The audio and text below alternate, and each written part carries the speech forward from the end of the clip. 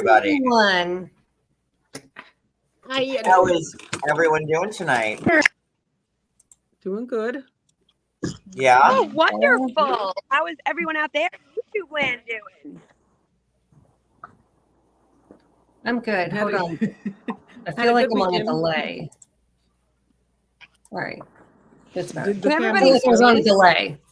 You're a little low, Brooklyn, but I can hear you, but you're a little low. Well, let's say hi to everybody in the chat, yeah? Okay. Hi, Mel. Hi, Cousin Joe. Hi, Ruth Ann. Hey, Sheila. Hey, Barbie. Hey, Ellie. Thanks for being a member for so long. Let's see. Hey, Linda S. Thanks for coming back to be a member. Ruth Ann, what's up? Catherine. Susie Q. Not my real name. Betty Boo. Mel B. J Freak. Rita. Phoebe. And MTT, and there we are. And that's it. That's easy. W. Can you guys hear me? Yeah. We can now. Wonderful. Ah. I believe she's driving home. I'm home. Woohoo! So I guess let's get into Let's do last this. night's season finale. And by the way, I do have the chat set on members. So if you want to chat, it's like 99 cents. I don't know how much longer I'm going to be doing that. I think I'm probably going to drop that whole tier altogether, to be honest with you. So I don't know how much longer the 99-cent tier is going to stay around. Yeah. It's I'll probably delete it after this live, to be honest with you. So if you want to become a member, there's a link and you could join it, or you can't, and that's it. So let's get into the live, and then we'll talk about this amazing season finale to the Real Housewives of New Jersey. What? Yes, Brooklyn, go. I don't like that word. It was not amazing. What? Nothing about this was amazing. Yeah. I think over. Well, I mean, it all ended how we all assumed it was going to end. Hey, Oh, yeah. DJ, Paradise. Totally underwhelming. Yes. I mean, it had its moments, but yeah, let's get there. All right, let me start up this.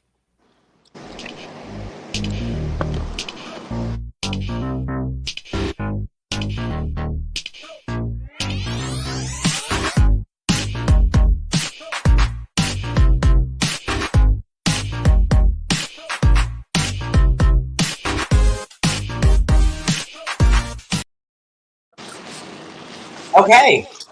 I also forgot to say hi to the two people who are in my chat.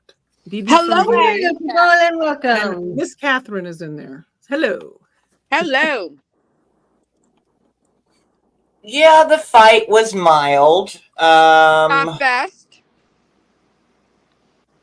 Yeah, true. I mean, the season was cut short, like it always is every season with Jersey. Somehow, every other season of Housewives gets like 20 plus episodes, but Jersey's always like, here's like a handful and good luck. So it almost felt like they're like, okay,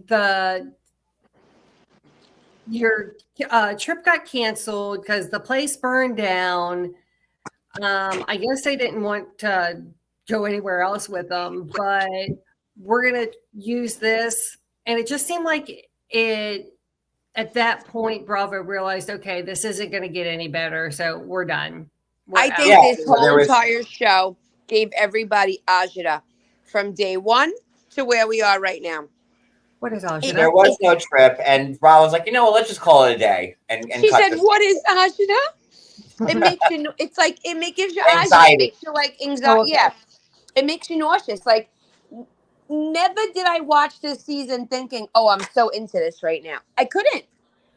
It was that bad. I see why they cut it. Yeah. Well, we were around for the first few episodes. It started off strong, and then it did fizzle. Total fizzle job. It did fizzle. OC started off really well. I'm like, I hope they don't do this with Jersey, Yeah. but OC's been like holding it, and keeping people's attention. Jersey, it kind of fizzled, and it kind of got interesting again like the last couple of weeks, and here we are. We are. And I have to say one thing. Teresa looks horrible. This is the worst I think I've seen her look. She's very stressed. She's not eating. Well, or on Ozempic, one or the other. It could be both. She's really going through It's it horrible. these days. She looks so old. I thought she was in a love bubble, and I don't know what bubble she's in, but she doesn't look good at all. Apparently, it's not the OC bubble where they still spend money even though they're going bankrupt. None of the housewives actually ever go bankrupt, Wicked. It's not a thing. I know, but it's like Do the what's her research, face? girl. They don't ever really go bankrupt. The check waiting for every one of them. Yeah. Yes, if you haven't watched the episode yet, or if you watched it last night on Bravo, I watched it on Bravo last night, and I watched it again before this, before we went live, and I watched it on Peacock. Peacock is uncensored. You hear the C word, the F word, the T word, words that haven't been invented yet. You hear it all. So all the words in my vocabulary. Well, you know me. I'm trying to be PG-13 about this. So, but they said every word on the Peacock Uncensored, which was more amazing than. I mean, we all knew what they were saying last night. If we were watching it on Bravo, we knew what they were saying. But there's always like that little when you hear it, it's like ooh, So much better. So pretty much that. Or not. Hey Anna, hey MW, and they're all on Ozempic pretty much. Dolores I think was the only one that copped to it. And then I see Jen Aiden in the house with the kids. Can we just talk about that for a second? Isn't that gross a little bit?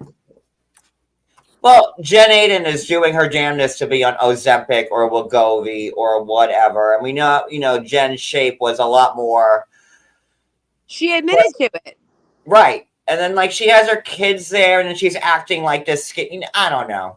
I keep saying so when is she going to put the kids on it? Or is that oh, John, you can't say that. That's crossing a line. I'm wondering when, because she's so shallow. Listen, she made a TikTok yesterday that was nauseating at best. She was in, who saw it? She was in Dolce & Gabbana. And she bought her 11-year-old daughter an $1,800 pocketbook and then said, because we got it like that. And she walked around Dolce & Gabbana and she's like, I probably will get 2 of those because that's just how I shop. It was like, I don't know if she was trying to do it on purpose, but is this a show? No, this was her own private. Yeah. She is obnoxious at best. Yeah. Well, and that's why she'll never be Heather Dubrow, because Heather Dubrow knows how to flash her money and be like, yeah, this is mine, and don't you love it? And Jennifer's like, oh, but look, I have the 18 bedrooms and I have all this money. Don't forget about me. And then she thinks that gives her license to be yep, obnoxious about it, but nobody cares, Jen, because you like Danielle put it at the end, you live in an empty house and you cry yourself to sleep every night. And we all knew Jen. We all know that Jen doesn't. Danielle's my new superhero. She is. Yeah, she was excellent. I couldn't stand Danielle last season, and she went from rags to riches in my books. Oh, 100%. Same. And I watched her old episode on MTV when they followed her from Staten Island in California. Did you see that when she was 17? Yeah, and then she was the Britney Spears and all that. Yes. Love it. Danielle's been trying to make a name for herself for a long time. So congratulations that she finally got it. I really hope they don't reboot the show because I'll never watch it again, just like New York. I won't watch it. Me too. I'm with you. Yeah, we were talking about that. I was saying that to my husband. I said, I don't want them to because I love it. I think they could just take off Teresa.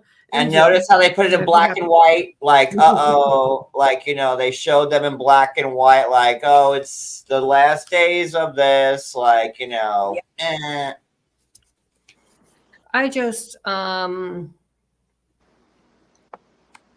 get rid of Teresa and She's got to solved. go. Her time is up. Es finito. Let's go. Let's get on with it. 100%. Let just be done with it, and then everyone will start. Because I would like to see what Jen got Aiden would be unfair. like minus Teresa. I do too. I kind of think that maybe needs to happen, but I don't want her to stick around. Jen drives me nuts. Just her, especially when she gets some liquor in her. She's Yeah, drives me crazy. Jen is too cavalier without like the like you can be cavalier, Got the meat. but with Jen it just comes off as just it's yucky. Yeah. Hers comes off as obnoxious, where Heather Dubrow comes off as, I'm gonna say maybe Heather's got entitled, class. but yeah, and maybe that's it. Maybe it's a class factor. Don't know. She's got class. Okay, so- I don't like her, but she's got class. No, I love Heather. And Heather, Heather can be like, oh, look at me, I have all this money. And like, we do. And I'm like, okay, you do. But like when Jen does it, it just doesn't read the same way. It's Jen, Heather, here's the difference. Heather flashes her money around and her wealth, but Heather doesn't do it in a way to be hurtful. Jen does it to be hurtful. It reminds me of someone with new money versus old money. Old money, you don't do that. Where new money, yeah, you're flashing the $100 bills, you're balling. And Jen forgets that the only friend she's had is Teresa. And had Jen not been up Teresa's ass for like the last 7-8 seasons, Jen would have been off the show long ago. Where's Danielle Stout? That's right. I agree. So there's that. And the reason why I really didn't like Danielle last season because she came on as a new Teresa flunky because she was a new girl and she was trying to find her footing. And I'm happy that Danielle worked it out with Rachel and Margaret and pretty much everybody because Danielle saw what was really happening. But let's get to the show. All right, so the episode starts at Margaret's house, and they say it's in the morning, but I feel like it's like right after Teresa's event. Right. 100%. I'm not quite sure. Did Dolores come over right after Teresa's event? It was after. But they're saying it's like, it's the morning. I have the cronuts and like the breakfast food. So, but then, my thought it was like a brunch. Margaret was doing like a brunch thing. I don't know. It's more of a brunch thing than a early breakfast. I don't know. I don't know, but it looked good. I kind of wanted to try a cronut. You never had a cronut? No. They're It's weird. so good, Eddie. Whoa. It really is a croissant and a donut. And Margaret tells Margaret tells Jen Fessler about the wreath. They have a laugh at it. While that's happening, Dolores calls her, I'm going to swing by. And,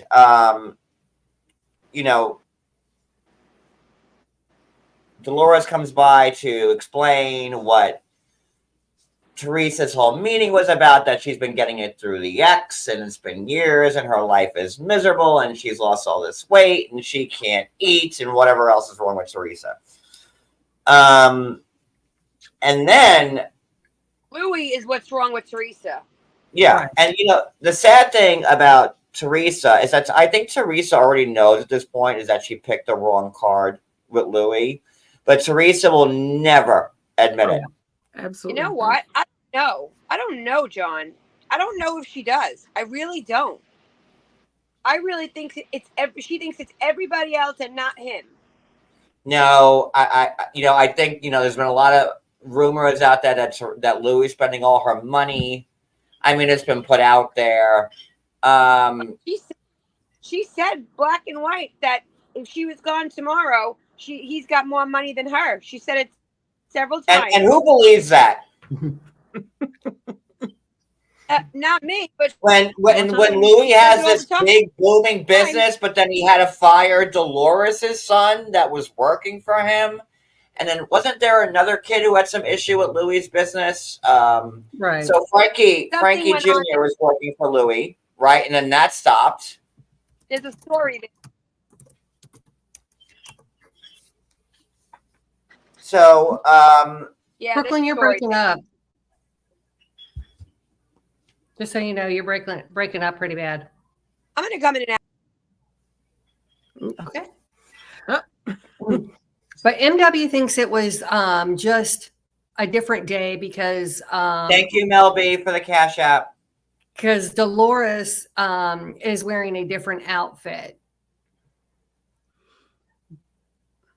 But I'm not quite sure if it was like I don't know. It made it feel like it was like the morning to me, but then Jen Fester was drinking wine and complaining about it. She's like, this red wine's horrible, but if it's the morning, I can't see Jen Fester being there drinking red wine and complaining about it. Like, you know what? Let me just use a lifeline here. Hold on. Where's my phone? good thing you're wearing a lifeguard shirt. Well, I had to wear the classic Yates red, and then since it is a Seaside Heights Shore shirt, I had to wear it. All right, so then Dolores asks Margaret about, listen, did you talk to her? And Margaret comes clean in some regard and says, did I not? I wasn't talking to her at the beginning, but I started talking to her after the reunion, is what she said. Right. And after Laura, right? Right. It was after Laura and after the reunion.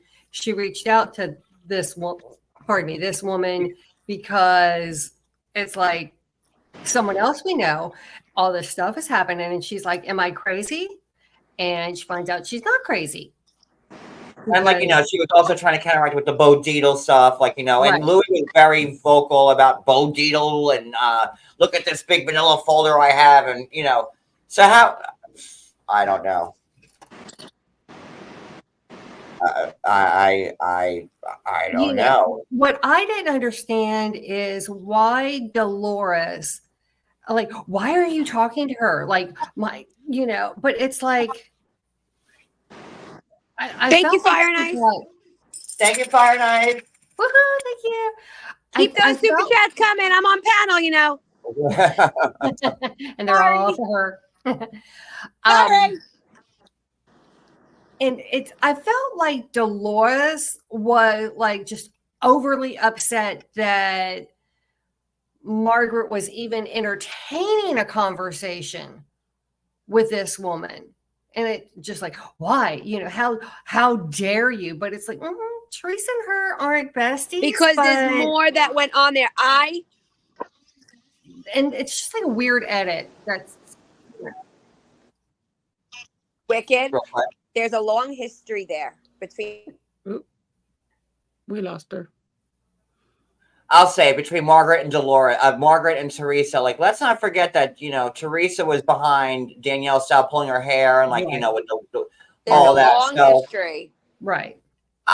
If I were Margaret, I would have talked to her too. I mean, shit. You guys if she's know trying why to Dolores got that upset though?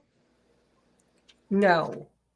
I saw right through that scene, because for Margaret to say, I told you to come, that means Dolores knew about it, knew what they were doing, and then had to go explain to Teresa that she was aware of the situation.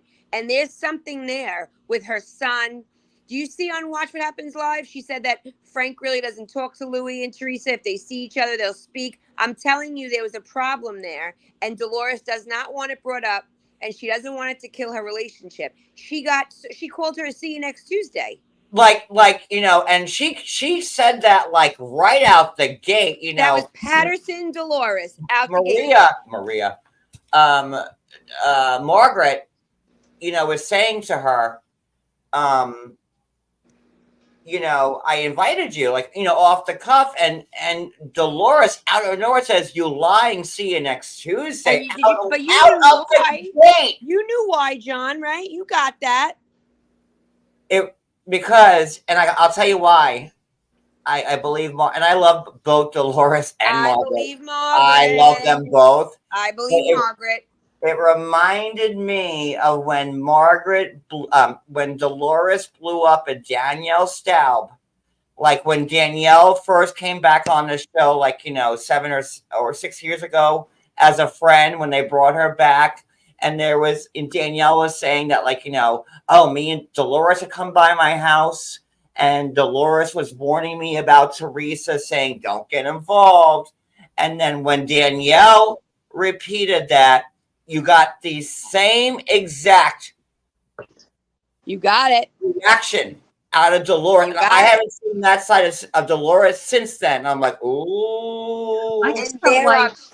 And there are big things that you would think she react that way, and she doesn't. There are times when you're like, oh, Dolores should freak out right now, and she says nada.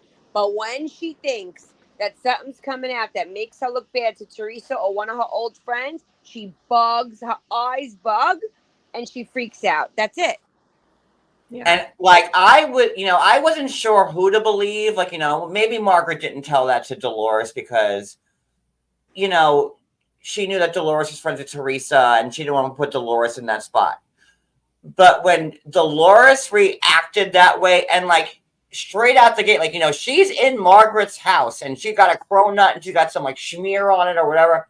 And she goes, "You lying, see you next Tuesday." And I was like, that's too much for Dolores to react that way right away. And I thought it was interesting that Dolores was she said it offhandedly, but then it was yeah, thanks for not inviting me. Almost hey, thanks for, hey, thanks not. Yeah, it gave me off the hook. Versus you didn't invite me. Thank you. Thank you, MW. Oh, thank you guys. I'm like, why is this so much deeper than I'm telling you what? I'm like, hands down. Does it make it look like she picked a side, maybe? Because no, not about picking a side. But you chose Dolores not to. has been friends with Teresa since grade school. Yep. So whenever Dolores seems like an awful lot, though. And maybe, and I do believe Dolores to some extent, Margaret's listen, I told her, maybe we heard two different versions of it, but maybe it wasn't clear. Margaret would lie to Dolores like that, saying you weren't invited, because Margaret has to realize, thinking numbers, well, why would I lie to Dolores's face and lose her? I don't know. To me, it made it, it just reminded me of when Dolores freaked out about what Danielle said to her about Teresa. And it was the same literal reaction. Dolores lost her crap like that. It was just that fast. What she said in the confessional. Oh, okay. Now I see what Margaret will do for friendship. It's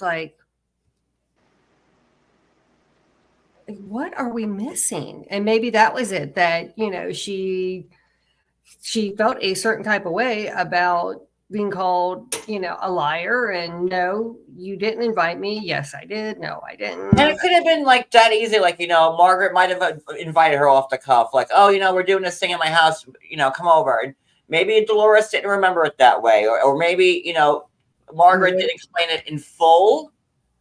And there's that level, because I love Dolores, and I don't even want to be talking ill of her at all, because.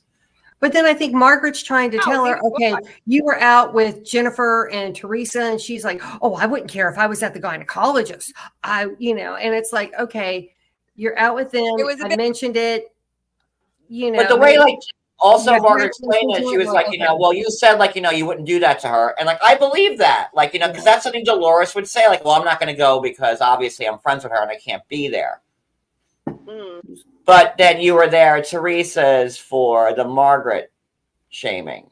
But then Dolores has been friends with Teresa her whole life and not Margaret. I mean, it's a very complex situation. Yeah. So I felt like it was kind of like she didn't get the invite, like the way she said, you didn't say it this way. You didn't, like, I think that's what John was saying, is that I think it was in the way it was presented to her. She didn't feel like it was an invite directed, like, whatever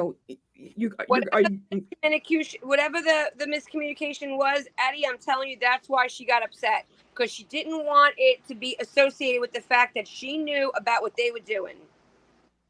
Right. And at least, and if there was a different edit, I could, but for Dolores to listen to that and go from 0 to you're a lying, see you next Tuesday, in the next breath, like in Margaret's own house, mind you. That's balls. She was shocked. Balls. Like you're gonna call her that in her own house? Like, that's balls. Wrestler was like, what are these people eating? So for that reaction alone, it made me think, Dolores, you might be kind of hiding something here, because that was a very over the top reaction. Agreed. To something as low key as that. And Margaret said, oh, I invited you.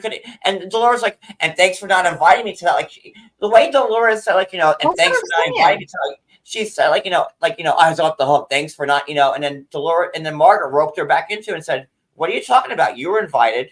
And that's why I'm like, it was like, hey, thanks for not inviting me, because, and then Margaret's like, you're a part of it the whole time. And then Dolores went from 0 to non-hero in Margaret's house, like real quick. 100%. So yeah, it was very interesting. I'm like, there is definitely something amiss here. And then her reaction of like, the aftermath of it was odd as well. Like, she automatically, it was a whole, this temperament was just a complete change. So now putting it with that and what you guys are saying about that, I do think that there was more like what you guys are saying. So that does make sense. Oh yeah. And again, I love Catania. I love Dolores. Oh, I love her. But then even her confessional was like, okay, Margaret, I gotcha. This is what you're going to do. You're going to lie to my face and you're supposed to be my friend. This is what you're doing with friendship. It was just very odd. Like, it was an aha moment that I don't know, was misplaced. Maybe it was an aha moment that I didn't like. Well, moving on, I think we got what that was about. Yeah. Right. All right. So then, sorry. Then we see them at Rachel's house for a hot minute. Melissa and Danielle are there. We find out that John's fine and he's not allergic to anything. And that maybe a piece of bone marrow from the bone marrow chute went down his throat. Like, why the heck were they eating bone marrow to begin with? How strange was that? It was a why are they have bone marrow? Why are they sucking alcohol luges out of a bone marrow flute? I have a point to make. Yeah. Look how much this show has gone down the crapper. Years ago, they would have a nice card game in Chris Lorita's basement. They would have some prosciutto, some Italian bread. No, some no, but mozzarella. Brooklyn, they were trying to do that. Joe did have the steaks and the lobster. He had chefs there. He really did try to That's make my that a good point. guy's night. That's my point. Now you got chefs. Now we're bougie. Now you got lobster and steak. Give me the provolone, the mortadelle. Give me all the cold cuts from years ago. They were just normal guys having a sandwich, having a poker game. Now we got all this bougie crap, steaks and lobsters and bone marrow. But here's what I know that this has happened to someone I know where they had a reaction to something and like had even went to urgent care. Okay, here's your EpiPen. Make sure you carry it along. Got tested for everything under the sun, and they could never recreate the same reaction from the initial. Like, because it was like, well, maybe it was fire ants, maybe it was this, maybe it was that. It's just If I were John Fuda, I would stay away from bone marrow. And I think let's just put a check on the bone marrow. Maybe that nasty ass whatever they were drinking out, bone. I'm not that bougie. I've never had liquor come down the bone marrow shoot into my mouth directly. I don't know if it makes it tastier. I don't know. Bone marrow shoots and lobsters and chefs and steak. The show has taken a turn, people. Where are the gabagool, prosciutto, mortadelle? Yeah, I mean, down, smoking a cigar. I thought people were being fancy when they had, an ice sculpture and you made a, shot through the flute, Well, by the way, guys, don't come to my house. So, because our charcuterie board will be like a few pieces of craft singles and some boxed wine. And leftover pizza. And there you go. And leftover. I got some craft singles and some 3-week-old salami that's been in the fridge. But hey, I think it's still good. So, but I probably, based on the reaction, I probably wouldn't do a bone marrow shot anytime soon. But I will tell you, just saying. His wife is definitely badass. I like her a lot. Yes, she knows how to use her words. That's for sure. She does indeed. Yeah, IBM, I'm not in your realm where I've had bone marrow sauce before. You must be friends with the Gorgas because I don't know what that's all about. Never heard of it. I don't know. My cousin's a chef, and I don't even know that I've had heard of it. I'll have to. God bless you for having that lifestyle. One that I'll never have. All right, so So Danielle's kind of filling both Rachel and Melissa in about the meeting at Teresa's, and none of them were believing it. And again, Gia being there came into question because why is Gia there? Why is Gia there? If Gia is now going to be a housewife in training, they should make Antonio one then too. Antonio, I agree. I mean, I just think that and of course, Teresa, oh, they're just jealous because my daughter's taking up airtime, da, da, da. No, it has nothing to do with jealousy. It has to do with, these aren't her friends. These are your co-stars. Not writing one. So, we know you're working hard for a spinoff. She's got no place at that table. She's not on payroll. She's not of their age. No. Gia is on payroll. Well, then that's even more strange to me. Right. Gia is on payroll. Even Kim D talked about it. Kim D talked about it before she forgot that she hated Teresa. Because Kim D talked about it right before her and Teresa became good, which Kim D's have been out for that family for millennia. But now they're all okay, just like Jacqueline's okay. But Kim D she did a whole thing on our podcast or whatever, or Behind the Velvet Rope, which before they fell out, was saying Gia's making good money on her confessionals now. No, Gia's on the payroll. That's another listen, all these things we're talking about is a big chunk of the reason why the show is failing. 320,000 views of a show that used to get 1.5 mil. There's a problem. Putting a 21-year-old in a room with a bunch of 40 and 50-year-old women, putting her on payroll, it's a tip of the iceberg of why. Well, maybe because they think, like, because Danielle and Rachel are like younger, they can bridge the gap between Gia to them. But no, I don't see it, but okay. I already think it's weird, honestly, that Danielle and Rachel are on with them because there is a generation gap, Yeah. And I'm all for it, both Rachel and Danielle. I like them this season, and I think they bring something new and younger to the show. Trying to get the younger viewer audience. But the truth is, it's had its day. It's over. Listen, it's not just this. Let's be honest. That 10 years ago, even 5 years ago, the Housewife franchise was at the top notch. It was doing amazing. It was everywhere, every day, all over the place. But it's definitely come down to earth now. Like, a lot of people are done with watching these women fight. Melissa and Teresa got 12 years out of a family fight. 12 years of a show. Come on. And the best line of the night, in my opinion, was when Teresa said she was okay with Jackie doing what she did, but Melissa goes, but not over sprinkle cookies. Right. I mean, come on. This woman is insane. Right away, she's okay with Jackie having the woman at her house? Margaret's the devil? Doesn't that sound familiar? The enemy of my enemy is my friend, right? Like, Teresa couldn't have cared. Jackie could have had Louis' ex and Louis. Jackie could have queefed in both their mouths while it was happening, and Teresa would have said, "Oh no, it's I queef in their mouths all the time. It's okay, guys." Listen, it's sick. You can't understand the way that woman's brain works. It's so twisted. Not only that, Jackie did things to her that I thought she would never forgive. The Gia Coke line, I thought we would never come back from that with Teresa.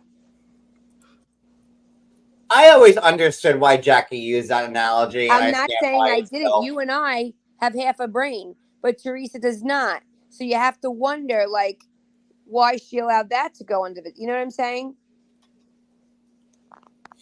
But Jackie, holy shit, man. Oh, that blew me away. What kind of comeback from Melissa is, you're a hoe? You're a hoe. My brother married a hoe. That's all you could say after 12 years of a show is you're a hoe?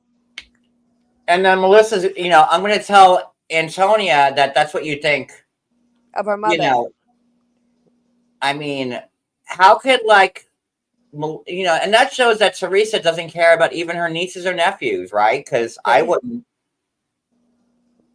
That was interesting to say that about Antonia. It kind of goes with what you were saying about if they're going to put Gia on. And I think that I have a feeling that some of them are irritated that Gia is a part of it. I kind of feel it. I think a comment was made about it. Mm-hmm. So the Antonia comment kind of went along with, that whole thing. Right, she should. Go ahead. I mean, yes, she is a grown adult, but why does she insert herself, and why is her mother allowing her to insert herself in her argument with, her aunt and her uncle? Because clearly the relationship, it boils down to, her cousins, where Gia doesn't even speak to her cousins now. None of them, Wicked, none of them have a relationship. It's over. And Detour, Dina don't know crap. Okay? Dina, like I was waiting to jump on that. Know crap. No one knows, not even the housewives know if they have a job yet. Dina, of all people, don't know, what. And Dina made it through the first season, a quarter of the second season, and then they brought her back for the sixth season when they fired everybody and brought Amber and the twins on, and that's the last week. Like Dina, and then let's not forget that Dina was not at Teresa's wedding, and she was not a bridesmaid because they fell out too. Exactly. But remember how Dolores was not even a bridesmaid? She took Dina's spot. Right. So people like Dina coming out of the woodwork and Jacqueline, Loretta, get out of here. You continue to hug your rocks, kiss your rocks and your stones, and keep it to yourself. Yeah, and like your Buddha and your Confucius and your Christ, it's all like wrong religions all in one room, Dina. Dina's like, here is my cross for Jesus. There's my Buddha statue. There's Confucius over there. For a There's while, she was selling. David. Like, they're all different religions, Dina. Pick one. She was taking statues of the Blessed Mother and blinging them out for a while, and selling them in her multi-million-dollar home. Figure that one out. Yeah, it just. I'm sorry, I could never with Dina. Everyone loved Dina. I was like, what do you see in Dina that I do not? I just never got Dina's appeal. Sorry, I and I'm all about earthiness and love and crystals but like what huh? No, I'm sorry. And the fact that Dina was AWOL from Teresa's wedding, there was a whole big do about that they swept under the carpet, didn't they? Right. 100%. Oh, she was there. She just didn't want to be filmed. No, she wasn't there.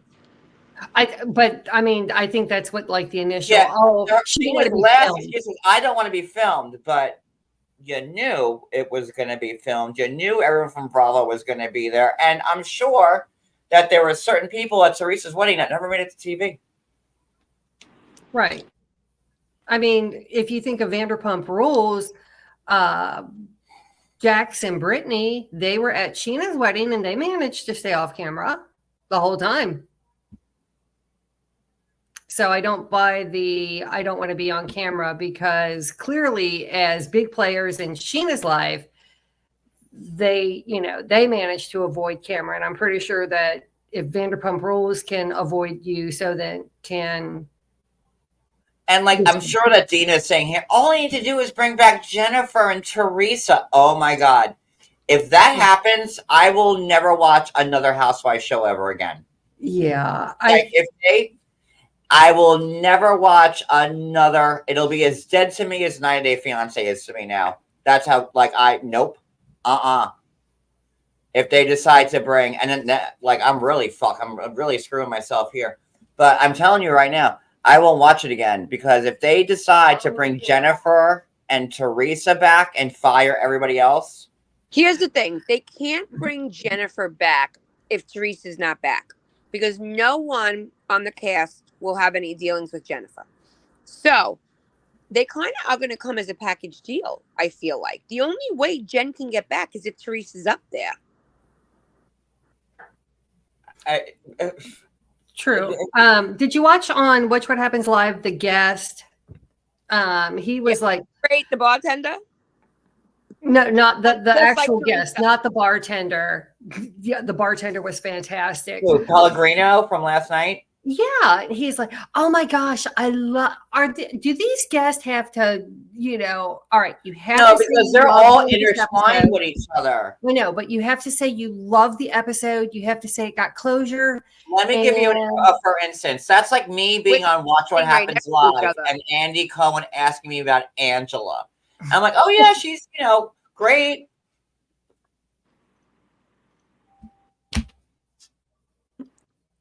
Well, but then they show a clip of Angela doing horrible things. I'm like, yeah, but she goes to church. But then what's he going to say? He's sitting right next to the housewife who was on the episode. But I'm just saying, he was like, oh, this show can continue. This show needs Teresa. And it's like, you're in the minority, boo, because everyone is saying just boot. Keep the cast that you have, boot Teresa, boot Jennifer, and then bring in a couple, Now that I've been kind of looking at Bravo more than 90 Day, and following more Bravo bloggers, I look at and 8 times out of 10, everyone in the comments of every Bravo post is get rid of Teresa and Jennifer, and the show will be fixed. Yeah, I'm seeing that. Yes. I mean, if you want them to get rid of Melissa, then you're like, get rid of Melissa and keep Teresa. And Atlanta just did that. They just shook up everything, right? They kept a few, bringing Cynthia back. Ugh. Portia back, okay. Phaedra, ugh. But at least kept some, like, you know, of the oldies around. Right. Because I, like, Real Housewives of New York, have not watched one episode since they changed it, and I never will. Yeah, no. Unless Ramona and Bethany and what I'm talking about, like, the OG crew are there, I'm not going to watch it. Same. Have no Right. interest. I mean, at minimum, have no history with them. You're right. you. Why do I have to learn these people Start from all over scratch? again. No, thank Right. you. No, and like, so what? You could do it again and erase it, and then I have to start with new people? No. Yeah. I Well, would you watch know, New like, York probably, if like- like Dorinda, Countess, and Sonia. I wouldn't necessarily need But Ramona. Wicked, it's people you have history with. That's the point. Well, yeah, but yeah, I don't know that the Look at OC. Look what they tried to do with OC. They fired Vicky. They fired Tamara. They brought on Elizabeth Vargas and two different horrible Jen people, and like two different sets of Jen that are horrible. That other girl, that tall one that everybody hated. What was her? Naomi. What's her name? We don't even know her name. Yeah, and she was that horrible. I can't remember. She is the. And what did Bravo have to do? They hired back Tamara. They hired back Vicky. Gotta pay him double. Good for you. Noelle. Yes, Thank you, Liz. Noelle. I said Naomi. Thank you. Noelle. Close enough. Noelle. Like, and nobody wanted to see that. And back at BravoCon, when they first hired Tamara and they had them all on panel, they were saying, they were making fun of or Shannon was like, oh, you're back. And Tamara said, well, someone had to come and save the show, didn't they? And that's exactly, and as much as people may hate Tamara, but that's exactly what she did. This is not an OC live, but I have to say I did watch a couple episodes. And Tamara, I know you came back to save the show, but you're doing too much. You're doing too much, Tamara. Like, she's just Tamara. Crap. I love her. I'm sorry. I'm absolutely a Tamara fan. And that's why they brought back Heather. That's why they realized Elizabeth Lynn Vargas one seasoner, Noelle one seasoner, poor Jen number one seasoner, and poor Jen number two, double poor seasoner. They ain't cutting it. And OC had to bring back the originals to make it work. And now we're going to see Gina Keogh back on the show. Joe from season one back on the show. OC or Beverly Hills? OC. OC and even Bronwyn. I couldn't remember if she was at Bronwyn. Yeah, Bronwyn they dropped Vicky for. Bronwyn, who had to get remarried and then turn lesbian next season to keep her on the show, as Vicky called her Brownwyn. Morningwyn. But so if they do a full reboot, I'll never watch again, just like New York. But on the flip side, sorry, gotta say it, I'm tired of this. I'm tired of these same people. I'm tired of Teresa. I'm tired of Louis. I'm tired of the crap. And you know what? Let me be honest for a second. I'm going to say this. Well, I think it bothers me and a lot of people I talk to that Teresa did some bad things. She went to jail. Joe's stuck in the Bahamas. She gets out of jail. She has a whole new look at life for about 10 seconds. And then she has 10 times more money and a bigger house. And she let us know she's got 6 acres in Jersey. It's like, if that was you or me, we would have nothing. We'd be starting from less than ground zero. And she just gets out and boop, she's 10 times richer than she was before. People are watching that and they're tired of seeing it because they have no real consequences for things that would destroy us regular people. It doesn't seem like she learned a lesson. I used to like her because she was Italian and I could understand her and she took care of her parents like I do and she's all for, but you know what? She's none of those things. She's not close to her only brother. That's all she has left from her family on the earth. She ex-nayed her cousin. She ex-nayed her brother. Her parents are gone. She married this whack job. She doesn't have any of the Italian traditions in her life. It's no more of the Jersey thing. Do you know what I'm saying? Yeah. I want to ask you a serious question as parents, because I'm not a parent. With Jen, and I kind of Jen Aiden. I feel like Jen Aiden, once her kids turn 18, she'd be like, "Oh, here's Ozempic, take it." I don't know. That's a big thing to say. I can't. I listen. Like, I see how she acts now, and now she's a skinny mini, and she thinks her shit don't stink, and she would do it prior to 18, 100%. I just feel like Jen. I don't know. I think that she would do it tomorrow because she doesn't want her children being bullied for anything. So, okay, well, yeah, you're a little, you're overweight, you're beautiful, but, let's not give them you guys. anything. I know I'm going to get in trouble for this, but I don't know if John is thinking that she'll give it to them, or I'm sorry, John. I think John is also thinking she should. No, Phil. Are you thinking like no, Brooklyn? No. I'm not thinking she should at all. No. Okay. Because are you thinking that? No. That is the absolute last thing on my mind is that she should. And God, really? You thought I would think that? No. I finished my sentence, bro. I was thinking, are you thinking that because she's so tiny now, as a mother of daughters who are a little bit on the bigger side, are you thinking that she's setting a bad example for them? Yes, because she's going to say, when they turn 18, oh, by the way, kids, don't worry about being like too big now. Now that you're of age, you could take these pills and look like mommy. So she's setting a bad example is what you're saying. I do, because she's acting so cavalier and condescending, because Jen clearly has struggled with her weight, as everyone in that house has. Look at the food they serve. Right. Okay. I think as someone who has struggled with food all of my life, it always surprises me that, if I had a child, I wouldn't want them to go through what I went through. But I get that. And again, I don't have children, but I wouldn't be feeding them whatever and like, oh, eat and gorge, like, have unhealthy lifestyles, because when you're of age, here's this miracle pill that'll take it all away.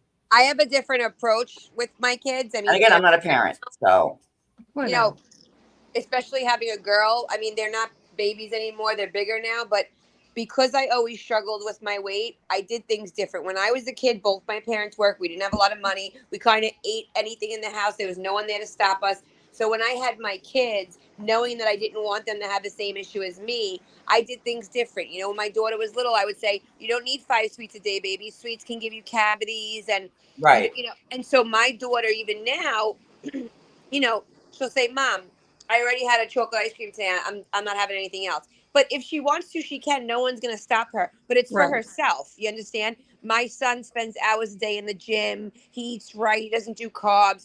Typical, young man wants to be muscular and all that crap. But I brought them to gyms. I taught them, like, let's go to dance and let's go here. I always incorporated doing healthy things, where in my childhood, my parents couldn't. They were working. They were trying to make ends meet. I was raising my brothers, So I, as a mom, did things different. And in turn, now that they're a little older, it worked, But you're also hold on, let me please. I have a really good point. Just to say what she said before I forget. And you're right, what you just said. And I've drank soda my whole life, and now my teeth are ruined because of it. Like, I drink soda morning, noon, and night. I always have my whole 45 years of existence. And if I had a kid, I would not be putting my kid, oh yeah, drink soda all the time like I do. Daddy will fix your teeth, when you're 18, and it's all like a race. You understand what I'm saying? Listen, my son is going to college, and I'll tell you right now, he's had soda 3 times in his life. They don't like it, because I have to tell you, I stopped drinking soda early on when they were small. You just said soda with the hard R. I had it. I never really had it in the house, because I knew it's empty calories. It's pure sugar. It's not good for them. I never did chocolate milk. When they had a bottle, I did 2% milk. I didn't even do whole milk. I So drank Coke out of a bottle. No, Yes. my kid, Whole my milk, son whole is literally going to college. 2% people are gasping. Can you hear it? No, I think, and this falls kind of in line with what John says. You know, what is she teaching? Like, Brooklyn, you are teaching your children, okay, you know, like, no, you don't have 5 sweets a day. You have taught them alternatives, but she's not teaching them, okay, diet, exercise, hard work. And let me just jump in. Let's not forget that Bill Aiden is a medical doctor. Right.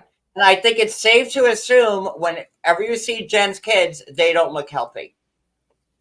Does any of Jen's kids look like listen, healthy? I'm gonna I just don't think she's teaching them anything. I'm staying out of this one. Her sons look fine and her daughters look healthy. I think they might be a little chubby. They're young, whatever, but they don't look unhealthy. I'm not gonna say that the No, okay. My words are gonna get twisted. I'm not saying that they're not unhealthy or not taken care of or whatever. I'm just saying the picture that Jen Aiden wants to put out about her life with her perfect, skinny, Ozempic image and her 18 bathrooms and her house in fucking Paramus. And like, you know, the image she puts out there is not the image that's in the house. And like, okay, the kids are going through a lot of unhealthy. I didn't mean to say that because my words are gonna get twisted. Like, but you know, it's not what you would think Jen Aiden's kids would look like if she's trying to be the person on paper that what she portrays on the show. If that makes any better sense. To make a point to what you're saying, the TikTok I told you about earlier, to me, that was even worse because you're showing your 11-year-old or 10-year-old daughter that you could walk in to Dolce & Gabbana, pick out a bag, and mommy buys it for $1,800. When that wasn't her life. She worked selling jewelry at a booth in a bazaar. So you're going to teach that in Tri County. You're going to teach that child. And she said, you could pick out too. Mommy could get us whatever we want. Now, maybe she was trying to be an ass because that's what she sounded, or she wasn't. But she walked out with the $1,800 pocketbook. And I was like, wow. What did you No, and to double back on what you just said, remember the dog competition? Like when they had all the dogs over and, you know, Jen's kid had to win just because it was Jen's kid. Right. It's just not a good lesson. I mean, my kids want something, they got to work. What are they learning? You know, you have to have goals, ambitions. You have to want things in life. You have to work for things in life. So to get a 10-year-old little girl an $1,800 pocketbook, you're doing so much damage to that kid. What if she grows up and she can't afford that on her own, or she doesn't marry somebody that's a doctor, or then mommy and daddy are going to have to take care of you for the rest of your life, kid, because your expectations are high. And they are, and they will. I mean, you think these girls are going to, like, you know, how they're pampered, that they're going to do anything with their life. I don't care if I won the lottery tomorrow. There's not a shot in hell I'm even buying myself a pocketbook for $1,800. To me, those things are, I am not a materialistic person. Suffice to it, some believe I'm just not. I don't care about jewelry. I don't care about shoes. I don't care about bags. I like trips. Yes, I like to make memories with my family. I work hard to make memories and experience new things, but I could care less about materialistic items. I just couldn't. And I don't want my kids to ever value an item like that. I just don't. It would kill me if they grew up that way. I also wonder if she's doing it because she knows the kids. First off, he's never there.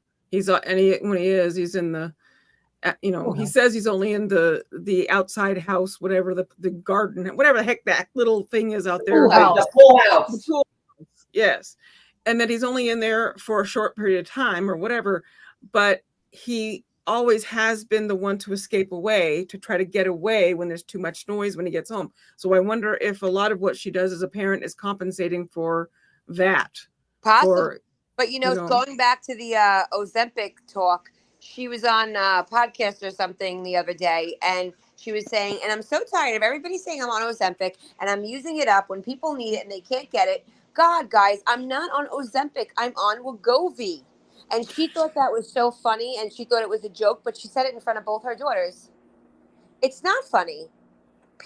I don't know why we're making this. If that's your thing, if you're on that, do it privately, but like, don't make a big joke about people not getting vacation in front of your kids. Okay, we get it. Like, we understand you're on it. Everybody's on it. They're all on it. Congratulations. But she made that joke in front of her kids. Like, that's the signal that they're getting. But you don't think that Jennifer? Oh, come on.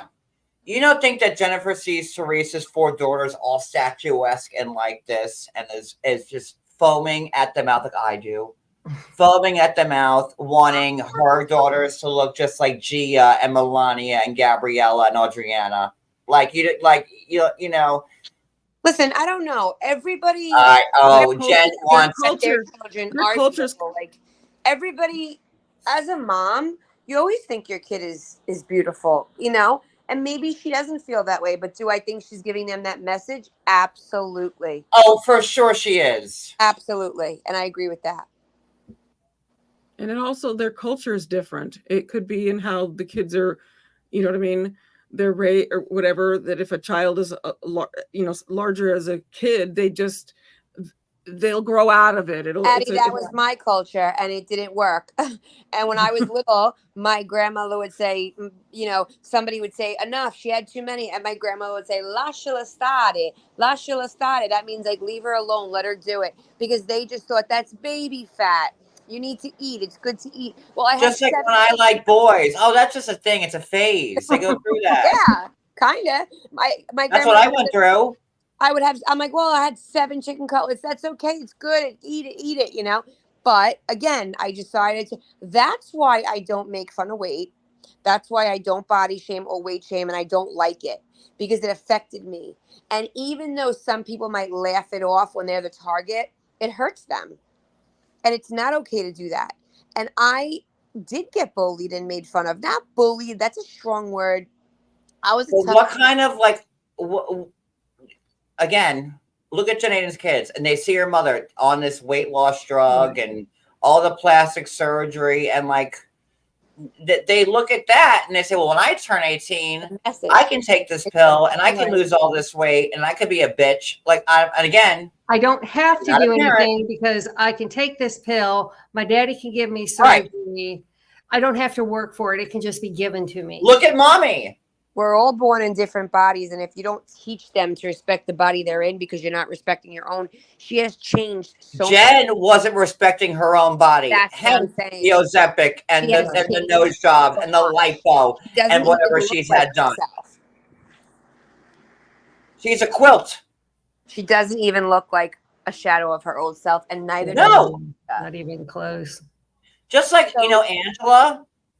Angela looked so much more healthier when she had the meat on her. 90 Day Angela? 90 Day. Oh, yeah. Angela. I think Angela, at times, I'm looking at old clips of Angela. And or not, she looks older now. When she had the weight on her, she looked healthier. And now it's, God knows I don't need her coming up here yelling at me again. But I will say, when she was heavier, she didn't look as wrinkled. She didn't look as old. She looks older now, older than her age. Very much so. And that's what, and granted, Angela is, got some years on Jen Aiden, right? But also, she was told not to smoke with her facelift, and she did. She could have saved herself $10,000. Anyway. So can I switch topics for a quick hot second? Sure. Yeah, go ahead. Okay. Can we discuss the Melissa Feaster text messages that have emerged? If you give me a link, I'll bring them up. I cannot give you a link because that's not my forte. However, do you all know who Melissa Feaster is? That is, okay, Melissa Feaster, for you that don't know, was Teresa's podcast host, the Namaste Bitches, their podcast that Teresa wore the shirt for 90% of the season. That's Melissa Feaster, and they had a falling out. Go ahead, Brooklyn. Okay, so Melissa Feaster is really sweet. I never understood her relationship with Teresa because she's just a sweet blonde girl from Cali, and she doesn't fit with Teresa. She's really too nice to be with Teresa, but okay. So they had this partnership and they had a podcast together. And while they were doing their podcast, not actually physically doing it, but in the time that they were doing it, she had a miscarriage during that time. She went through a lot, let's just say that. Well, she went to the Bravo upfronts with Louis and Teresa.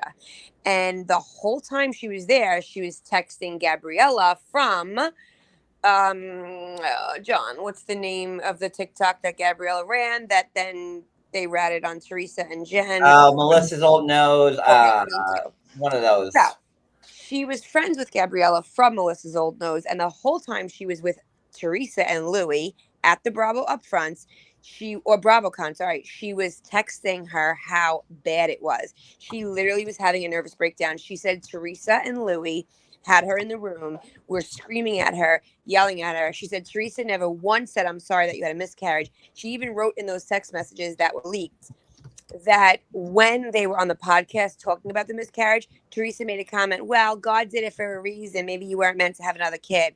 She said Louis is horrible. Wow. That Louis is absolutely horrible. That they yelled at her, screamed at her, and she had the miscarriage shortly after that. It was just so eye-opening to see. She said all they care about is themselves. They're so contrived. And it was after that whole thing that Gabriella from Melissa's old nose decided to out a lot of things about Teresa and Jen poaching her. You know, I just got outed. I don't want to bring this up. I've been making news recently on I heard about this. Why don't you tell the me what happened? Housewife streets. There are certain people, and I didn't want to give it any light because it's so ridiculous. If you want, I can pull up the tweets. Pull it up, John. Now I don't know who this Joy Rosenberg lady is. She's some crazy loon from Australia, but now I'm the reason. I'm the lead blogger that Margaret's been exposing all this stuff to. It's insane.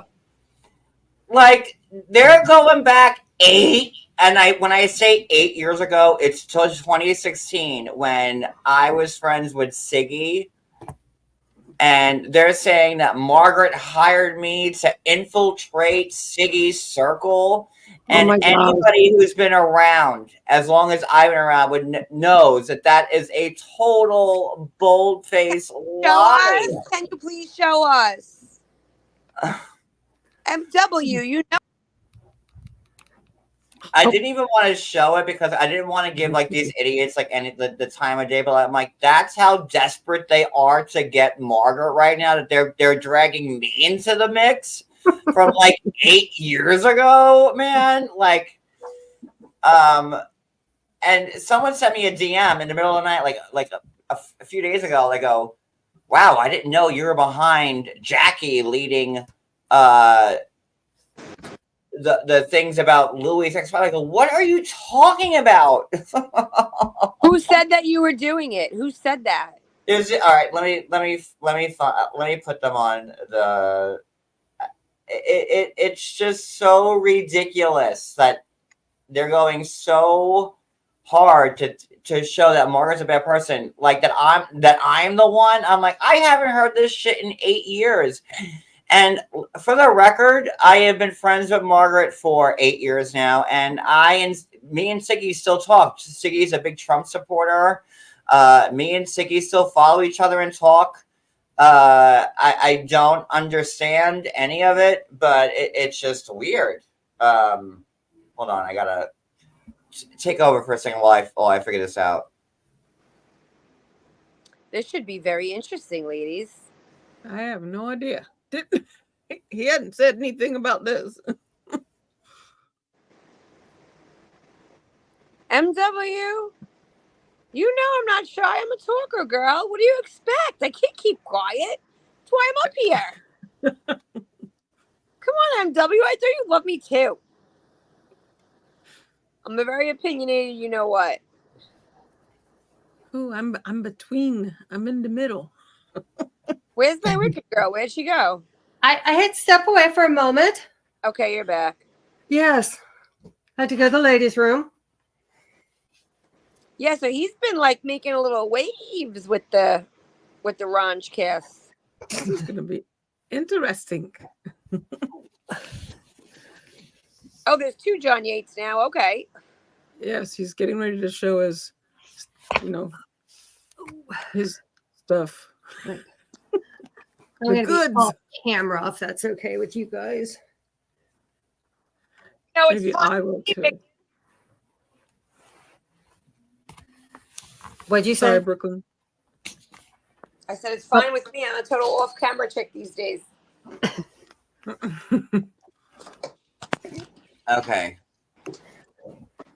And again, I'm only giving this the light of day because it's so ridiculous. Like that, like,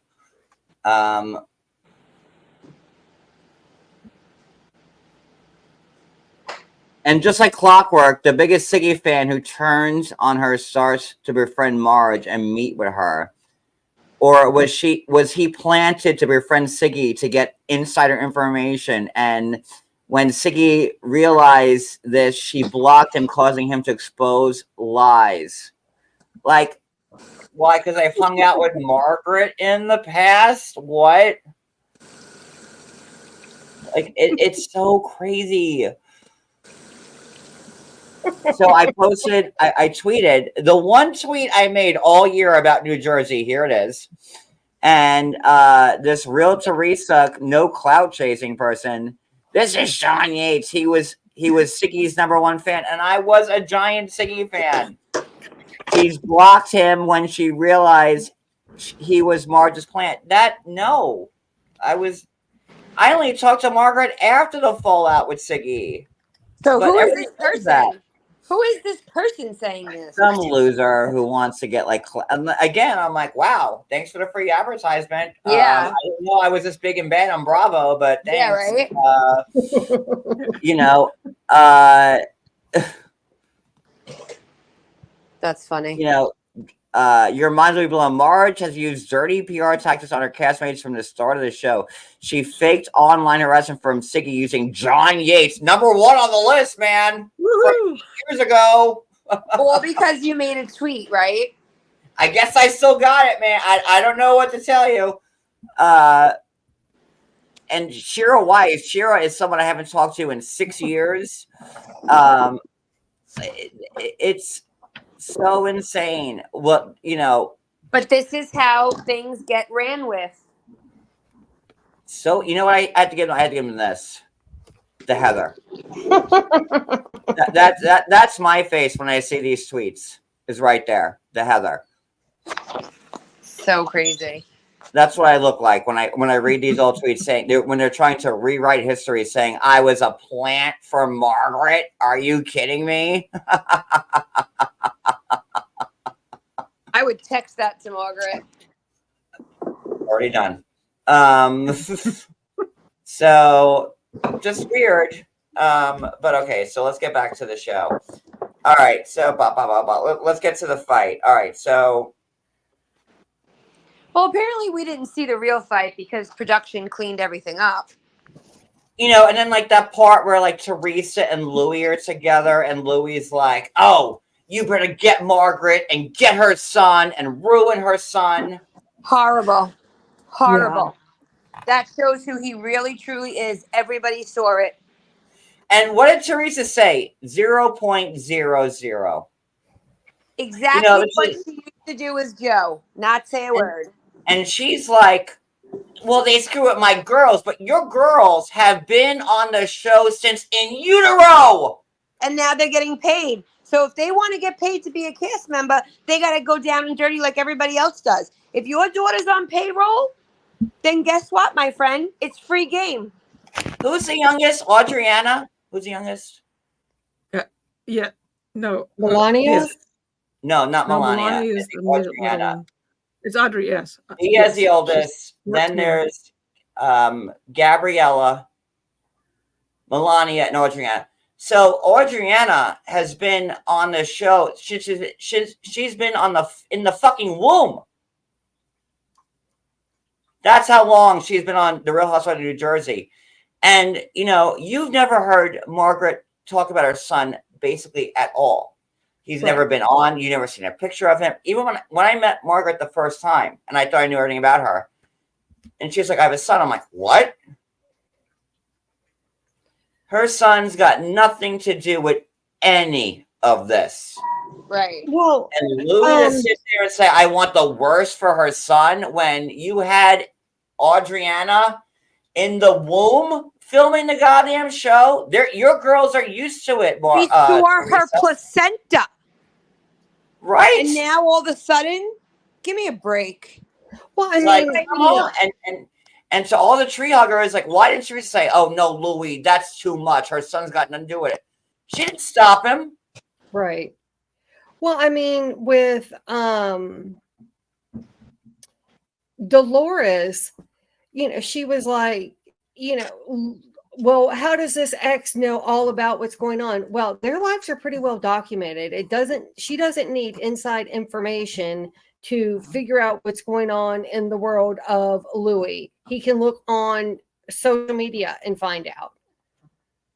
And I believe Melissa 100%. I think anybody who ever had a part of Louis' life wanted to find them and tell them what's up.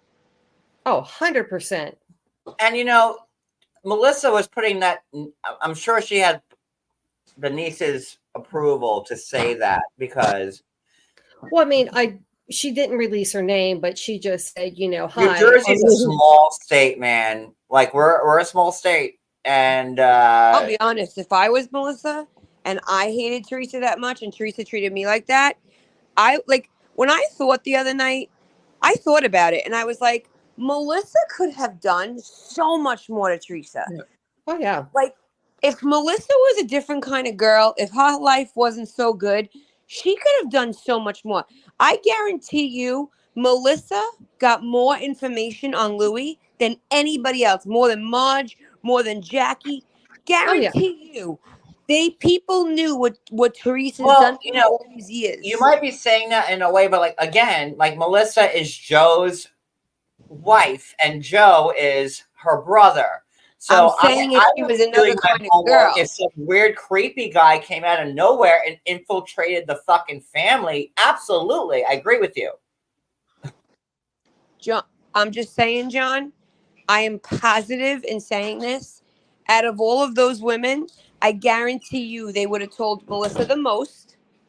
And I guarantee you if she asked somebody to film, they would have. I'm just saying she had the most chance of making Teresa look like shit, and she never took it. That's all I'm saying. Oh yeah, because I mean, she never took it. Because Melissa was always trying to save the family, and Melissa came in. Teresa didn't like her from jump, and that's it. Teresa will never like anybody that Joe is ever with. Yeah, ever. Maybe she'll want Jen Aiden to marry her brother. I don't know. It's just weird. But the tree huggers is. Let's get to rails.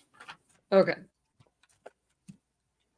All right. So Dolores and Jen show up first because they're throwing the party. Good, right?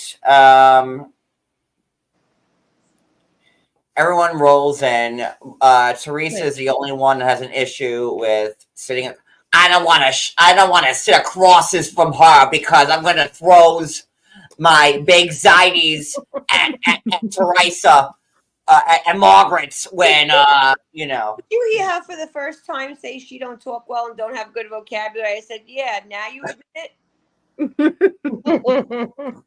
She does all that stuff. I'm trying to be a better person to you. And if I sit across from her, I'm gonna throw my foods on her or something like that. Imagine telling Danielle not to be violent when she's the biggest table flipper in Right? Exactly. The queen of the table flip. You're gonna say no. That's why Melissa couldn't take it and had to say something. So they all set it up. They're gonna, and like. I mean, Jen Aiden came in hot before Danielle even said a word, her saying, I would like to discuss this with you and not be coming from a place of anger. Well, I would like that if you're able to do that. Right. Exactly. That was Like, crap. oh, honey, you're just asking for you to be smacked.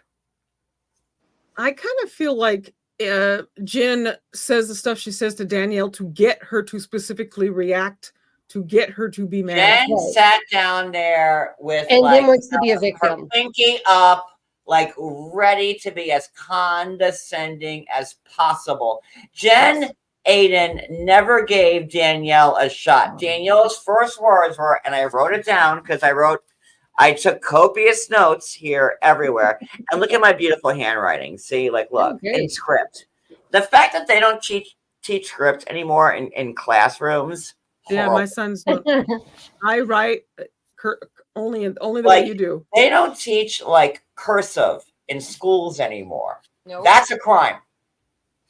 And do you know that teens have a hard time reading cursive? Yeah, because they never saw it before. Wicked. I had a teacher friend who asked me to read papers because they were written in script and they couldn't understand it. A teacher. I tried to get both my sons to want the desire to want to learn it, but they would not. They didn't And want to I learn it. The only school write doesn't in teach it. script, like especially when you're writing fast. Like I only write because you need to connect the letters, so it writes faster. Yeah. But anyway, that's a different story for another day. Right. But where are we? I'm so mad they don't teach cursive in schools anymore. We're talking about Danielle and Jen and Danielle saying, when you have a friend like me, and Jen that's goes at the end though, Wicked. right, but Jen Aiden goes right for the jugular. Jugular, yeah. I mean, So and then Danielle was like, listen, "Listen, Jen, I want to have a nice conversation with you," and Jen's already been catty, right? Right. And Jen's like, "You want my life?" And Danielle's the easiest person to pick on from that group because she has the smallest house. Danielle's the most Dolores doesn't even have a house. middle class housewife. The rest of us who are watching this show, like, right, Brooklyn, you've seen Danielle's house, right? That's like a regular Long Island house.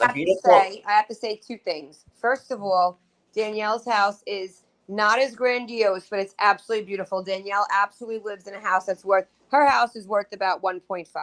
It's not worth 10, but it's worth. People don't understand in Long Island and New Jersey that a cape, a fortune, a cape house, is a fortune, with 2 bedrooms and a basement is Yep. worth $1.5 million. And that same cape house in like the middle of nowhere, Georgia, that'll cost you $75,000.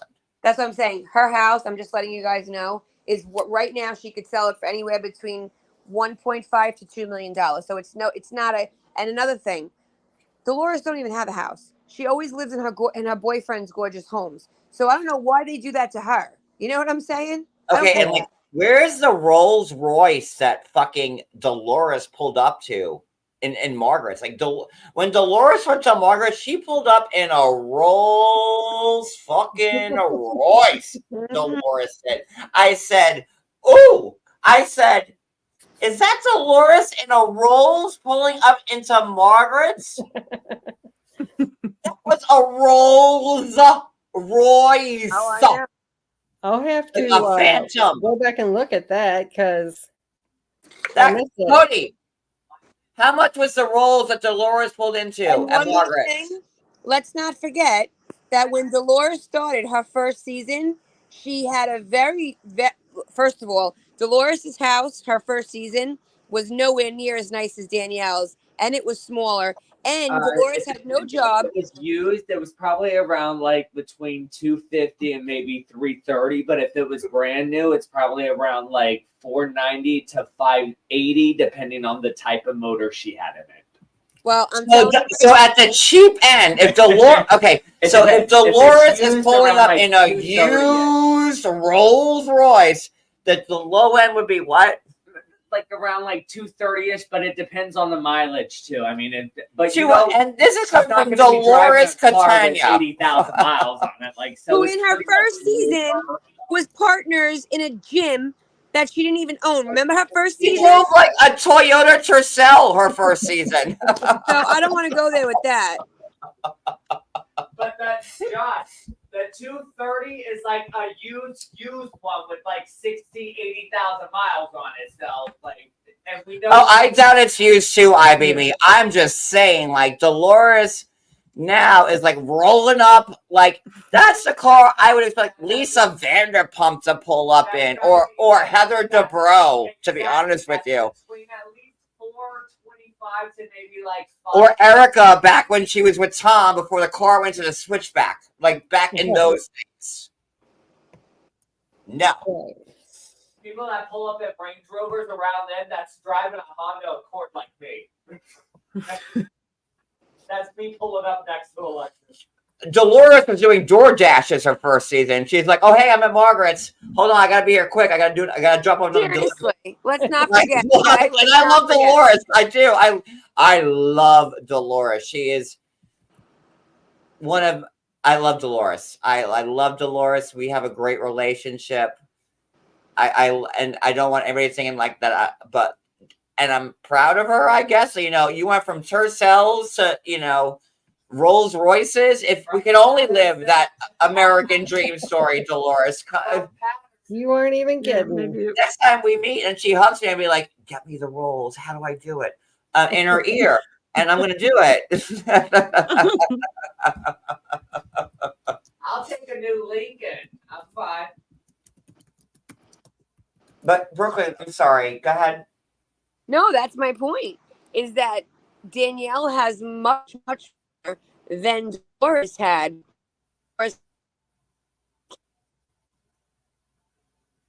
You're cutting out a tad.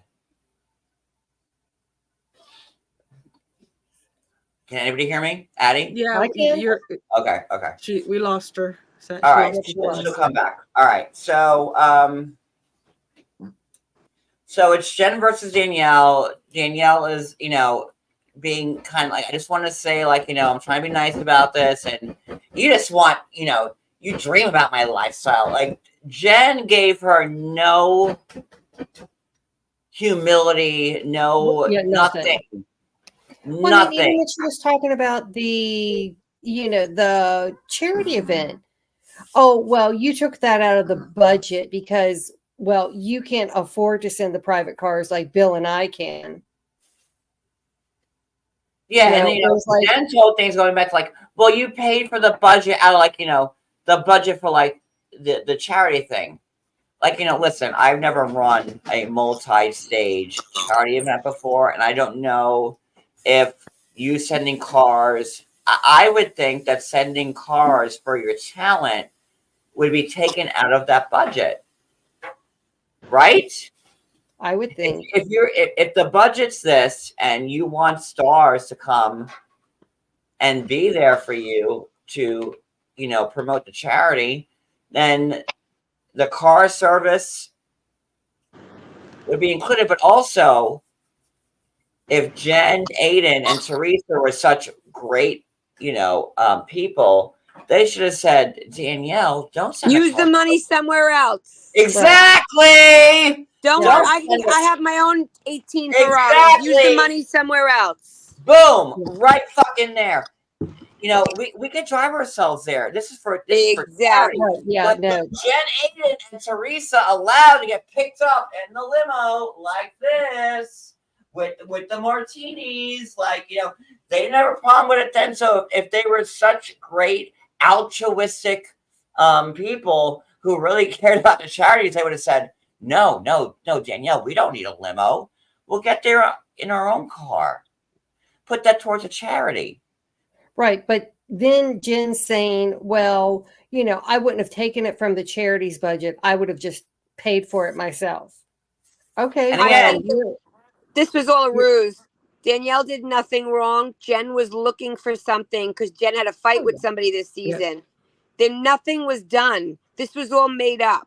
This charity thing is all BS. And this is also Danielle's first season on the show. She's trying to she's trying to figure out how to be like a housewife and go to events and do charities, because that's what everybody else does. So Danielle's like, well, now I'm the new housewife. I need to like get involved and help people. So like they're all Right. And I mean, her saying, my 2,500 for the 25,000. I mean, I'm sure 25 and not like, not I'm sure, like $2,500 is a chunk of change. I'm sure it's not when you're worth $100 million, but it is a chunk of change to us. And I don't think you were with us on that night. I was like, I like Danielle's house because like when you look at her refrigerator, she's got her kids' drawings on the refrigerator. She's got stuff on her cabinet, on the counter. It's not who Danielle reminds me of? Gina. A little bit more upscale Gina, John. A little more bougie Gina. Well, But still, let's like, not forget that Gina's also from Long Island. She's from North Babylon, Brooklyn. And, Gina got thrust into this Orange County life, not knowing, like, she lived in the casita. I think Gina is very humbling on OC. And it really reminds me of, like, and here's Danielle, and Danielle has a beautiful home. But for me, like, maybe because we live in New Jersey, New York, and we see these homes, it's a home that like average. I hate average, but it's average, right, Brooklyn? Come on. It's average, but it's a beautiful home. But it's average. Average. It looks like everybody else. It's not a mansion. Exactly. It's an upper middle class home. Yeah, it's a beautiful home, but it's look at Teresa's mansion and Melissa's mansion and Margaret. Like clearly Danielle has the smallest house on the block, much like Gina did. And or is it Jen Fethla? No, Jen's got money too. Well, Jen she also said, I have very close neighbors. I don't have money to buy big acreage. She said that because Teresa said, I live on 6 acres, like, whatever. So when they were in Jen Fessler's backyard, Jen was like, well, my neighbors are like, I don't have 5 acres, like they're over there and they could hear us, which is common because let's not forget that New Jersey is also the most densest state in the union. Like look up New Jersey, we are the most population. What's the word I'm looking for? Density. There's more people that live in my state in New Jersey per square miles, density wise, than any other state in the union. And New Jersey is the 4th smallest state here. Because New Jersey is a state where north and central is a New York suburb and south is a Philly suburb. And that's how New Jersey is. So, like, I do feel bad for Danielle because she has a beautiful home, but it's not too... It's like Garcelle's home in Beverly Hills. You see Dorit's house and Erica's, even with her being bankrupt, and Kyle's, and then you see Garcelle's at the end of a dead end. It's a nice house that Garcelle has, right? But it's not in line with the essence of the other Beverly Hills castmates' houses. Not with Kyle. Not with Kyle's house. And definitely. Addie, what do you say, Addie? You're too quiet tonight, Addie. I am quiet. I'm tired. I get your point. I think they all have beautiful homes and they all have more money than me. I'll tell you that right now. But God bless. But I think that some of them are really up there, and some of them not so much. I just think, I'm sorry. I know you guys are saying I talk too much. I'm sorry. But I just think that again, Dolores had half of what Danielle had, and they didn't treat her like that. So I don't know. This is all aroused. This thing with Jennifer Aiden going after Danielle is all BS. They tried to make a storyline. Jen said it last year at the reunion. When they called her out, they said, why did you tell Melissa about this cheating rumor if she already knew it? And Jen said to Andy, well, that's because that's what we're supposed to do. You guys want a storyline, right? Jen's all about the storylines. It's all No. about the storylines. So Jen says the thing about her husband's bitch tits. Which, that was just rude. that wasn't. If she knew that her husband had the same problem, why would she do that?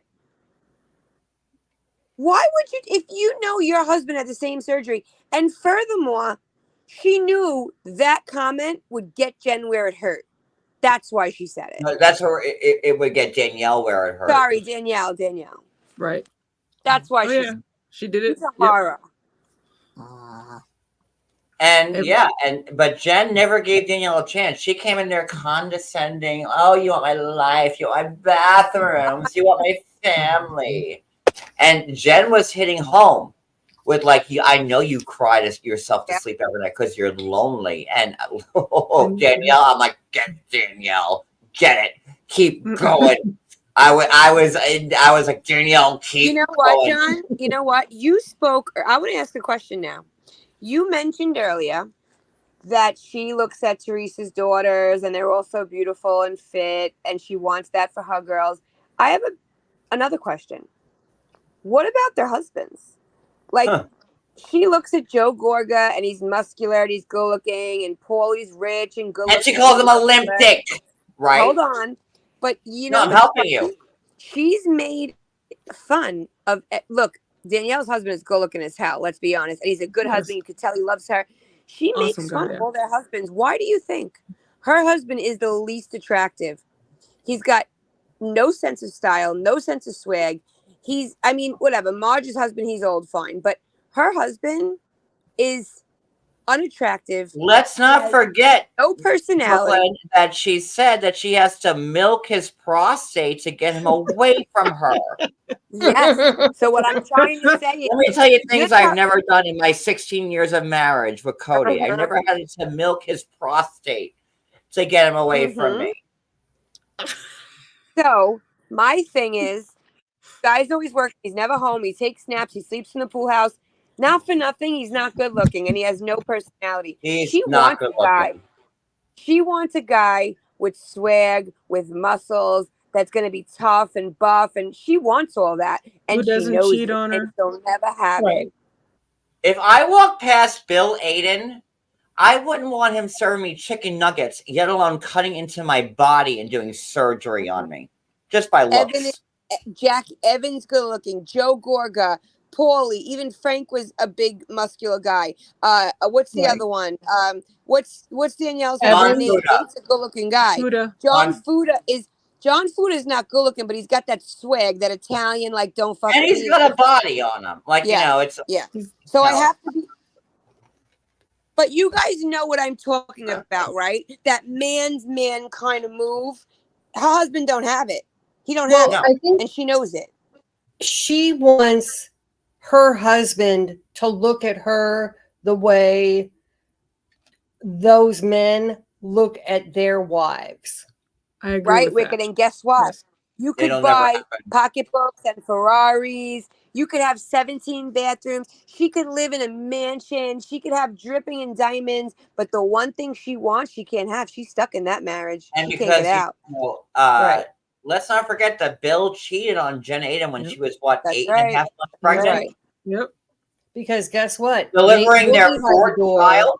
When she gets home. Cheating on Jen Aiden while she was 8.5 months pregnant, about to deliver her fourth child to him, and he still couldn't take her. Okay. I'm telling you, that's the one thing, and I know this as a woman, I could tell in the things that she does. I'm telling you that no matter how much money she has and how much she is famous and all this other crap, the one thing she'll never have is one of those men that she desperately wants. Right. And I think that's part of her issue with, or not part, I think that is her issue with Joe Gorga. Like, dick or no dick, the way he loves his wife is something she'll never have. Teresa It told reminds me of Cody loves me on all my lies, and Cody always he supports me, and that made me think of that. Like, a lot of people know that Cody's got my back, and he's my husband, and we love each other. We truly love each other. Like, me and Cody probably have like the weirdest marriage on earth. That like me and him spend every second of our days together because that's how much we love being in each other's presence.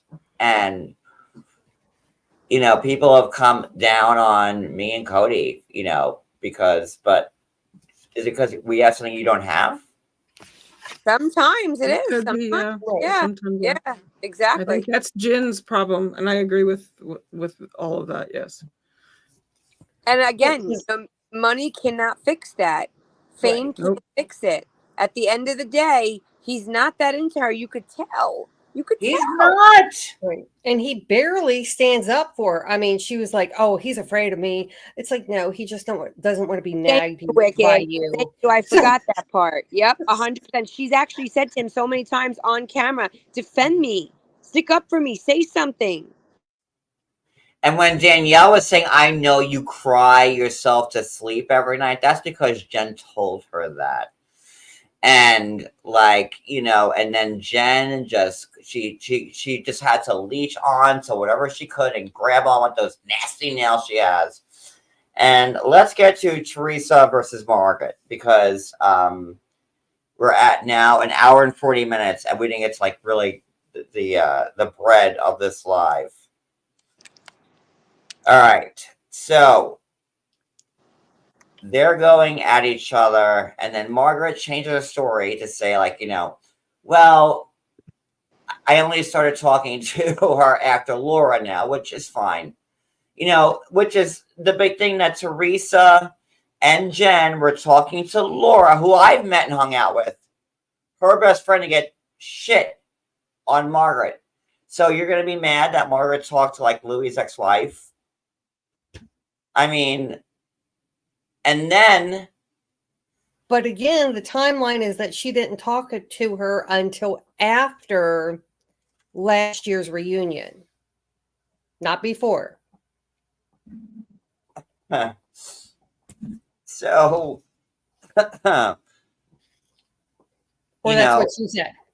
And Jackie's sitting there saying nothing. And like, you could see Jackie's emotions. And, Jackie has been wanting to get her meatball back.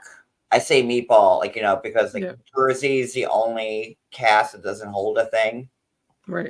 There's apples, oranges, snowflakes, cherry blossoms, flamingos, whatever they hold. But New Jersey's like the only cast that doesn't hold like a thing. So I say they hold meatballs. It started off Italian, and that's how I always say it. But Jackie wanted her meatball back so bad that she's like, well, me being friends with Margaret's not cutting it. So let me try to be friends with Teresa now out of nowhere.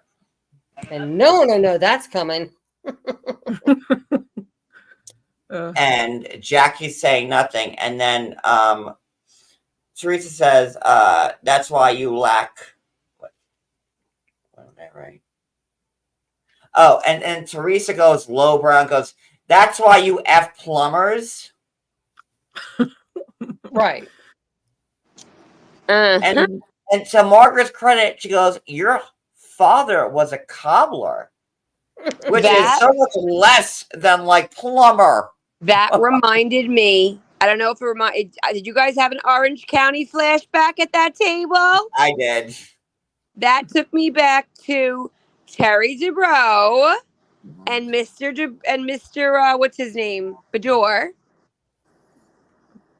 David. You know how you contractors are. What's wrong with a contractor? Oh yeah. Okay, I remember. I went right back. What's wrong with a plumber? Joe Gorga is a contractor, right? Yes. Like a grant, How could she say that? How could she say that? These people are they're all blue collar work. That's what it is. And to I those couldn't believe that blue collar is like when you work with your hands, and white collar is when you work in an office. Like, that's the difference. Electricians, plumbers, carpenters, cobblers. whoever. You're Those hearing are some weird grunting. It's lawyers, crazy. accountants, those are white collar people. That's the difference. But Teresa wants to make a dig. That's why you fuck plumbers. You forget Again, who your family is, the Teresa. fact that this woman was on the New York Times bestseller will continue to make me understand how rigged crap is. The fact that she cannot speak, that's your comeback, you fuck plumbers. Honey, your ex-husband was a contractor. Your brother's a contractor. You live in Jersey, the land of contractors. Are you okay? Are you good? Are you good? Are you good? Oh my God, Brooklyn! Imagine if we were at that Are you table. good? If I was at that You table, would have said, "Teresa, are you okay?" I said, "Girl, are you good?" are you good? How about Dolores, like a child? Teresa, honey. She smiles like she's getting a child's attention with that big smile. She's rearing her in. I don't, and Margaret with the win. Your dad was a cobbler, which is way lower grade than a plumber. And she wants to what a cobbler, they put stones together. Like that's what they do. That's why I told you earlier that Teresa is gone. The Teresa of the old days is gone. All of that is over now. When the show was something that I could watch and understand and relate to, it's gone.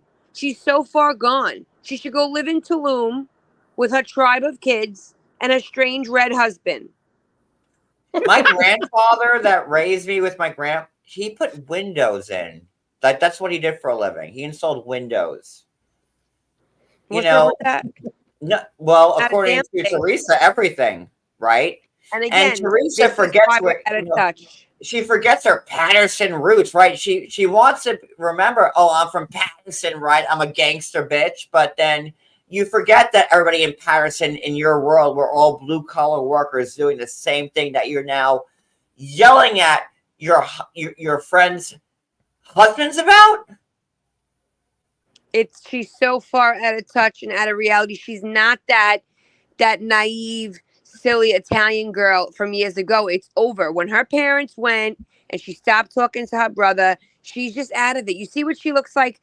My husband never watches these shows, but I was watching it at my parents' house, and my father, he's like, "Well, what are you watching?" I'm like, "Oh, I'm watching Housewives." He goes, "That woman is ugly." And my dad, looks rancid. My dad never talks about women like that. I go, "Dad," he goes, "I'm sorry, but she's a weird looking woman." And can you when Teresa's going at Rachel, when they were fighting back and forth, and she's like, fuck, and all that. Like I can only see Teresa wanting to suck the youth out of Rachel's face and give that to me. Let me tell you. Do you remember years ago what was the girl's name? She was half black, half Italian. She was on Atlanta and she read Nene like no one ever did before. What was her name? Oh my God. She was on for one season. She had Claudia Jordan. Claudia, you remember when she was at the table and she said to Nene, I pulled that out of here like that. Thank you. But do you remember when she was reading Nene and everybody's like, "Damn, she could read Nene," because no one ever reads Nene. Well, when Rachel Fuda talks, Teresa stumbles her words. She doesn't know what to say. I love my hot dog love. Like I get the pineapple. Yeah. When Rachel Fuda and love bubbles. Listen to me. I see it in her face. When Rachel Fuda talks like that to Teresa, Teresa gets nervous. She doesn't know how to reply because Rachel is intimidating to Teresa. Trust me. But now Danielle is even like, we'll get there in a second because, and by the way, these are the people you sold me out for. Like someone today said, never mind. By the way, Danielle was like, these are the people you sold me out for. Really? But one more thing, I gotta say this. Do you know how much a plumber is an hour? I hired a plumber last month. He got $300 an hour. So let's not talk about plumbers, okay? They do damn well. If I were to do it all over again, I wish I was mechanical. I've never been mechanical in my whole life. I can't put shit together or take it apart or fix things. That was never me. I wish I could have been a plumber or an electrician. Right, MW. Anyway, so you choose the wrong person sometimes. You choose the wrong person to follow. So then, Margaret drops that Jackie was the one that had Louis' ex. Best moment ever. Oh my God. And But then the way Jackie says, "Oh my God, you effing liar. You're crazy. You're crazy." But notice how like Dolores, Melissa all looked at her and said, "Jackie, if you're lying, this is going to come out."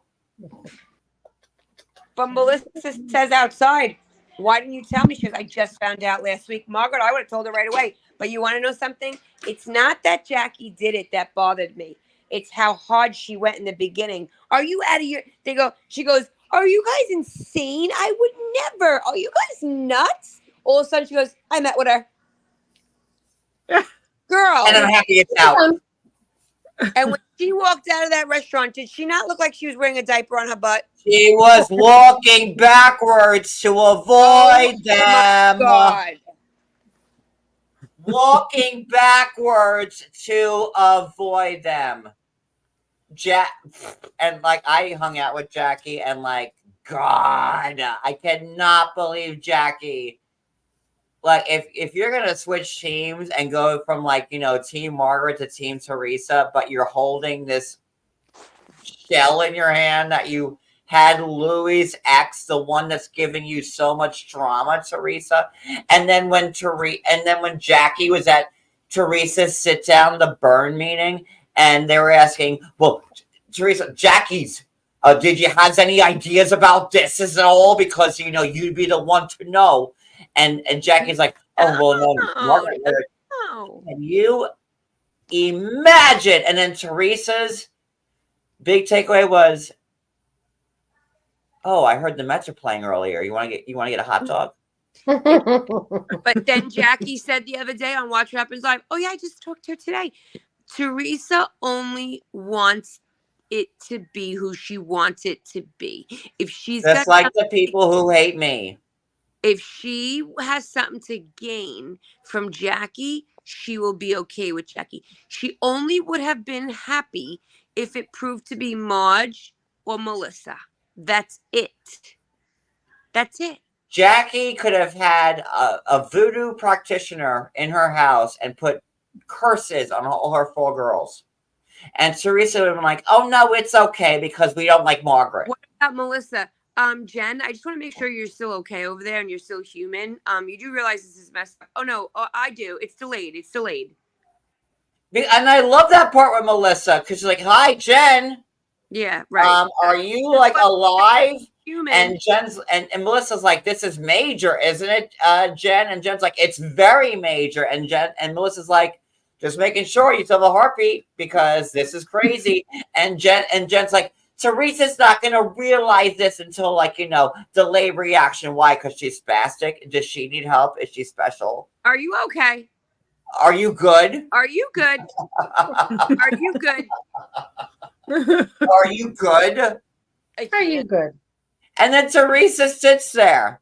Meanwhile, for years, Teresa actually looked pissed that it was Jackie. Didn't you see that face? She was like, "Oh, it was you? All right. Okay. That's chill." but she's been saying it's Margaret. It's Margaret. And yet, has Margaret talked to the ex? Absolutely. So what? But If I could not talk to the then. ex, I would. Not then. And Teresa's like, "Oh, no, I gets it. Like, I was spreading rumors about her husband." It's all good. I get it. I get it. I get it. I get it. And not Jen Aiden or Dolores saying, "Oh, this woman's shitting out diapers right now. She needs a diaper." That's, and everyone's fine with it. I said to my mom, I go, "Ma, can you imagine that this woman used to be a buyer for Macy's?" She goes, "What was she buying? Vegetables and fruits for Macy's?" I said, "Probably."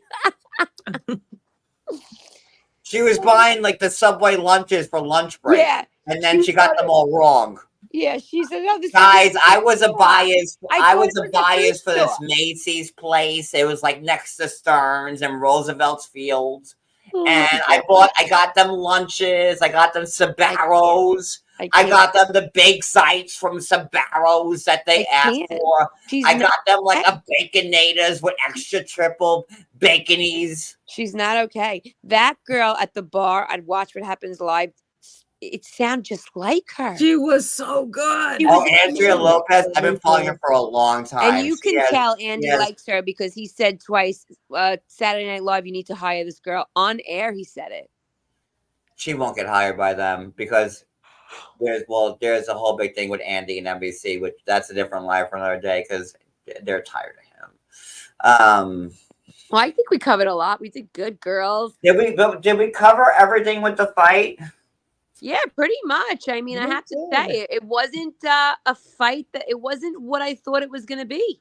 So, other than throwing the pitcher of water, which was glass, wasn't glass, was plastic, wasn't plastic, whatever.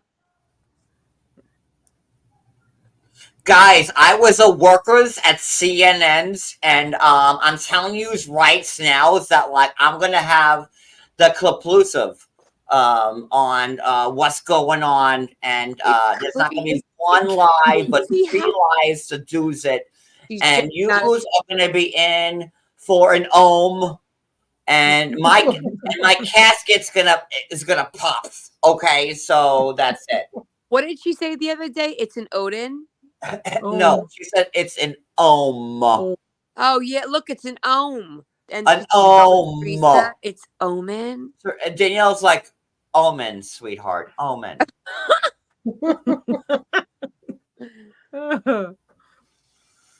Love Rachel because it's like she wants to do like that. It's omen, sweetheart. I have to say, Margaret took the whole season with the funeral flowers. She stole the moment from with the OG. She took the whole season with those flowers. Oh, there will never be a more gangster move than Margaret Joseph sending those flowers to Teresa's house. How she did, the way she did, what they were, the note. I mean, it was on point. And now, like, why is and you know, Jennifer and Margaret are having this side talk. Like, Jennifer's like, "Wow, it was never you," and Margaret's like, "Yeah, you bitch," and Jennifer's like, "I can't believe it." What is it? Was Jackie the whole time. Bitch. The whole time it was Jackie, the one off the radar. But I kind of don't. I do and don't understand why there can't be a reunion. It's not like somebody sliced somebody's cheek. Like they threw a pitcher of water. Like, why can't there be a reunion? Right. Where Nothing was this happened. Bravo? Right. They acted like someone got hurt. Someone was bleeding. Right. Nothing happened. Nothing. You know what the reunion is? It's going to be them rewatching the season finale. That's the reunion. Awful. That's awful. It's horrible. No reason. I've seen more violence on Atlanta at the reunion. Oh. So why can't I've seen Portia and Kenya. So I don't understand why there can't be a reunion. There's no real reason here, guys. There's nothing. I think they're just done. The ratings were low and they're done. That's it. 320,000 on the season before. I'll never rewatch a reboot of New Jersey. And just like I never watch a reboot of New York, just like I never watch The Connors. Right, same. So I'm not going to do it. And we'll just have to see where this goes. That's all. And I guess everybody start watching OC and put your faith into that in Beverly Hills, because I will never cover another. I mean, I haven't covered New York since it's been off the air, and I will not cover Jersey. So I guess we have left Atlanta, and I'll also cover Atlanta because they didn't totally screw it over.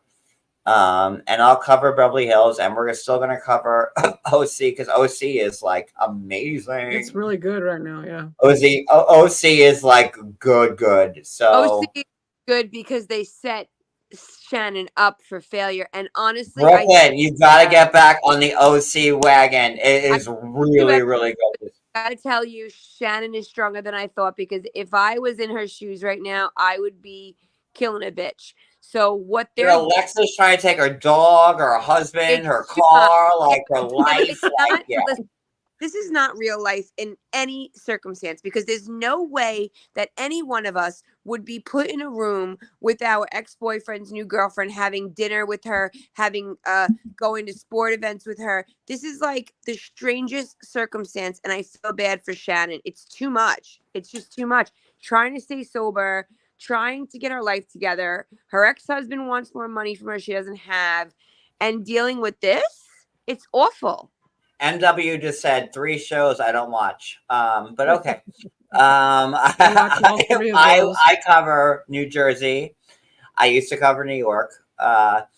And I cover Beverly Hills, OC, and Atlanta. Those are my shows that I cover. I watch all 3 of those. And Girls Trip when apropos.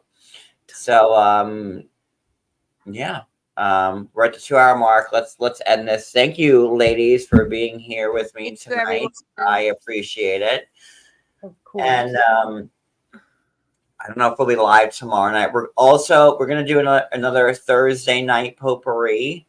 Yeah, That went off really well. So we'll be doing I have a new video to do with that. And I don't know where we're gonna go next, but thank you guys for being here. I really appreciate it. Thank you, Brooklyn. Sorry, Addie. I wasn't as chatty tonight. It's fine. Have our night. There's 4 of us up here. And you know I have a big mouth. You know me. I love you all, and we'll night. see you next time. Bye, everybody. Bye. Bye.